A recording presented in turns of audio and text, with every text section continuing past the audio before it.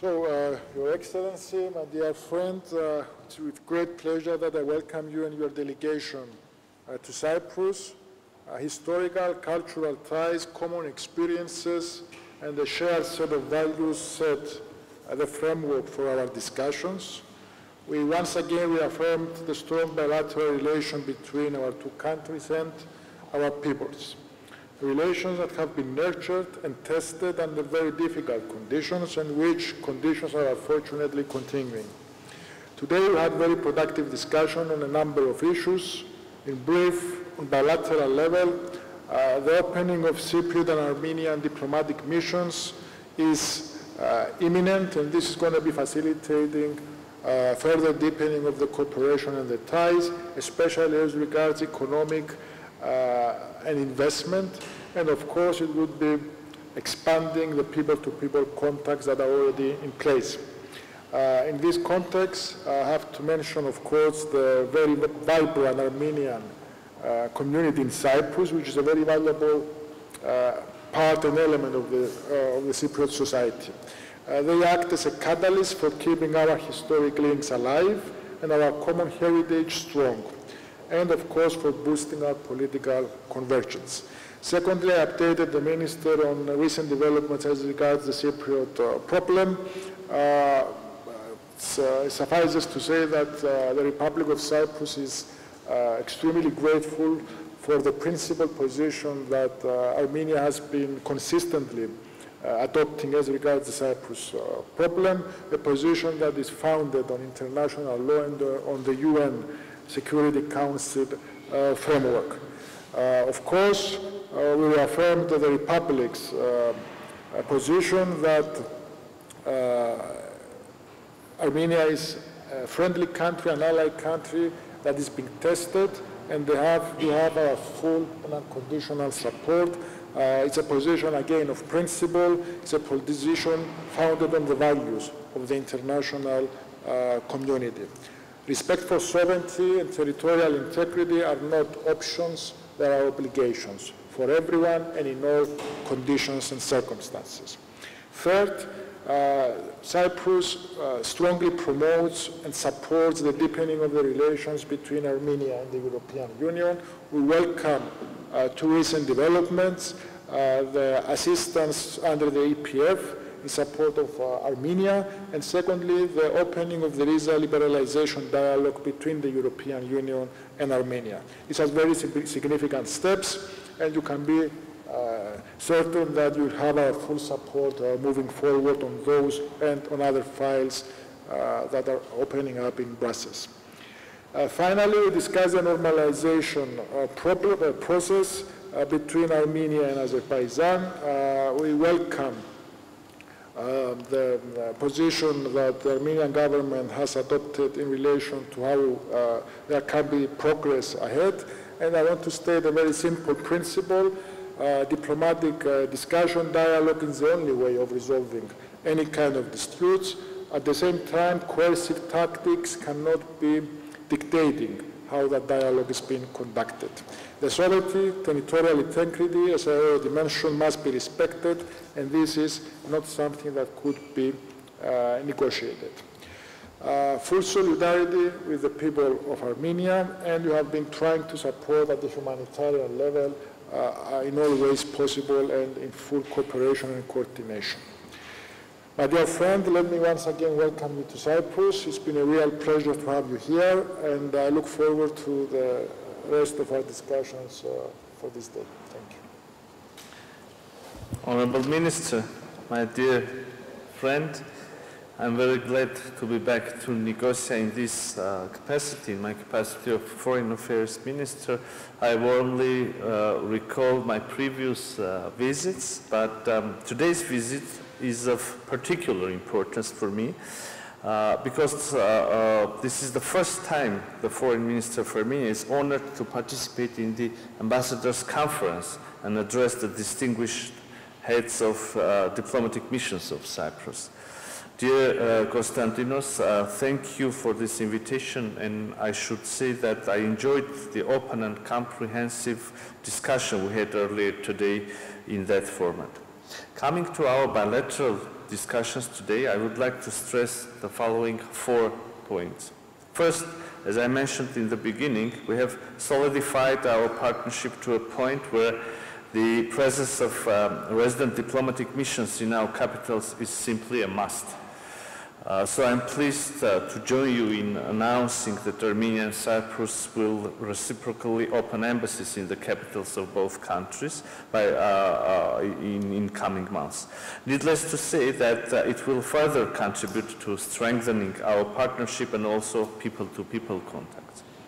Secondly, where and how to strengthen our partnership. I'm glad to see that the trade turnover between the 2 countries has been growing during last year, and I believe it is exactly the direction we can and we should work jointly to outline new deliverables and ensure continuation of the positive dynamics. Third, my third point refers to Armenia's partnership with the European Union.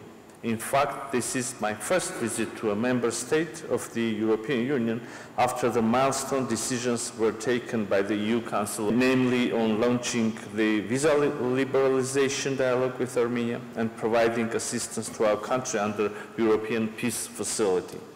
And I think it is also symbolic, as we are aware of the very supportive approach of Cyprus in reaching these historic milestones. Thus, I take this opportunity to thank you, dear Minister, but also other EU and member state colleagues for the support extended to my country in this path, including through the support of our democratic reforms, which, of course, we are determined to continue. The 2 decisions taken by the EU Council will further bring Armenian, literally Armenia's citizens closer to the EU and vice versa, but also contribute to building Armenia's resilience and hence regional stability. In parallel, we still have other new items on the agenda while we work on the prospects for the new enhanced Armenia-EU partnership agenda. And finally, the 4th point, we have discussed today also the regional developments and overall situation around our countries. It is obvious that our partnership, friendship and cooperation has become even stronger due to the need to overcome common challenges. We have been closely cooperating and we will do so as long as there are pending issues, including of humanitarian nature, following the conflict and difficulties our people have been facing. We appreciate the assistance Cyprus has provided to Armenian people forcibly displaced from Nagorno-Karabakh. Dear colleagues, as we have proven with our actions, Armenia is committed to peace and stability. In this regard, we have always expressed solidarity with the Republic of Cyprus, supporting its efforts to find a just and lasting solution to the Cyprus problem in line with relevant UN Security Council resolutions and international law. Our commitment is also reflected in the vision of establishing durable peace in our immediate neighborhood, the Southern Caucasus. Thus, dear attendees, I briefed my counterpart on the most recent discussions, including on the importance of signing the peace treaty with Azerbaijan, stipulating the mutual recognition of territorial integrity based on the 1991 Alma-Ata Declaration, as well as importance of ensuring the continuity of the delimitation process on the basis of the same declaration and thus the 1991 borderline. I think this position is both clear and consistent, but besides that, it has been also developed further by our proposals of creating mechanisms regarding border incidents as well as arms control, to which we have not yet received answers and which still remain open. I believe we should use the current historic momentum to work towards closing the page of enmity and preparing a better future for economic development and prosperity of the entire region, which is an important crossroads. Dear friend, concluding my remark, I once again thank you for the invitation and today's comprehensive discussions and the warmest reception of my delegation. Thank you very much. Now, Their Excellencies, the ministers can accept up to 2 questions from the members of the press. So if you have questions, please introduce yourselves and the media you represent. Marius Adamo from Antenna TV. Mr. Minister, French and Belgium are ready to evacuate their citizens from Lebanon. Cyprus is ready to operate a STIA plan. The STIA plan has been activated weeks ago. It's in full operation, in full preparation mode.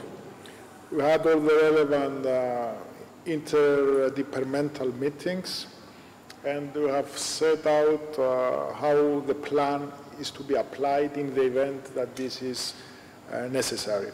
So as we have done in the recent few months, in relation to Sudan, in relation to post-October 7th in Israel, we have been preparing for this event. If it's happening, we all hope that we are not going to be needed. But in the event that this is not the case, Cyprus will continue to act as a bridge to safety and to facilitate the evacuation, the safe evacuation of citizens from any war zone in our part of the world. From the Associated Press, for the Armenian minister, I'm curious, you mentioned, well, these developments with the European Union. I was curious whether what other ways Armenia has to reach out to the EU and strengthen its relations with the bloc. And for the Cypriot minister, I wanted to ask, is there any update on the assistance being shipped to Gaza, what's happening there, and what are the next steps, if you could just outline it, please. Well, probably I can start. Thank you for your interest and your question.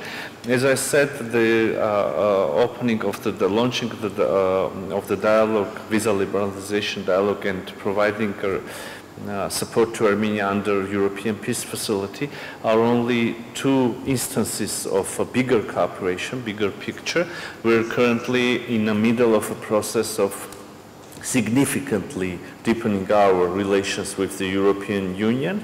We have a new partnership agenda. We are thinking over and working over new mechanisms and tools that can be used in scope within this partnership. I would also like to add that the people of Armenia, we do have the European aspirations, and the European Union acknowledges these aspirations. So now jointly we think about and work over, as I said, new tools, new mechanisms of bringing the 2 countries, the European Union and member states from one side and Armenia from the other side, closer. I would like also to repeat the sentence that my Prime Minister said in his speech in the European Parliament. Armenia, from its side, Armenia is ready to become as closer to the European Union as the European Union would consider possible. Also jointly with the European Union, but also with the United States, we work over a plan aiming to increase the level of resilience of Republic of Armenia during these challenging times, and having in mind the threats and challenges that we have in Armenia and around Armenia in our region. So the processes are going on, and hopefully we will be seeing new programs, joint tools launched. Thank you. As regards the humanitarian aid, the corridor, I would have to remind that the corridor pre-existed J-lots. We are now at the process where we are phasing out of J-lots, and there has always been planning in place about the medium-term option, which is ready to be activated. All the logistics and all the various elements have been put in place. And we had very detailed and comprehensive discussions with partner states about the next stage, and we are talking about different ways of methodology for, again, direct access. All this, of course, subject to developments, because as you can understand, the situation in the region in the last few hours is taking a very different turn, and that is something that can only affect any kind of planning as to how humanitarian aid goes into Gaza. I conclude by this.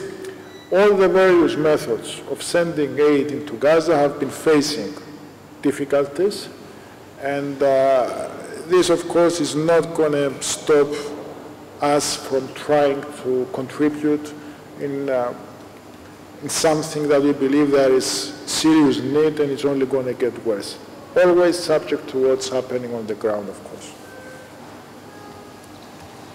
Thank you. That's it.